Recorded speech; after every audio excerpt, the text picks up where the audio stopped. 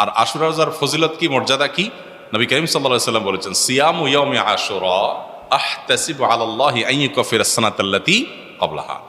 আশুরার রোজা, এটার ব্যাপারে আল্লাহর প্রতি আমার ধারণা হলো, যদি কেউ এই রোজাটি রাখে, আল্লাহ সুবহানাহু ওয়া তাআলা তার পূর্বের এক বছরের ছোটখাটো গুনাহগুলো মাফ করে দিবেন। বান্দার হক বান্দার কাছ থেকে মাফ নিতে হবে, কবিরা গুনাহ তওবা করতে হবে, ছোটখাটো গুনাহগুলো এই আমলের মাধ্যমে আল্লাহ সুবহানাহু ওয়া তাআলা মাফ করে দিবেন। এছাড়া আশুরা রোজার আরেকটা বিশেষ ফজিলতের দিক হলো, রমজানের রোজা ফরজ হওয়ার আগে, এমনকি হিজরতেরও আগে নবী করিম সাল্লাল্লাহু আলাইহি সাল্লাম মক্কা যখন ছিলেন, কুরাইশরা আশুরার রোজা রাখত।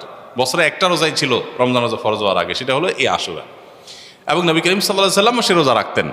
মদিনায় আসার পর তিনি ইহুদিদেরকে দেখেছেন যে তারা আশুরার রোজা রাখে।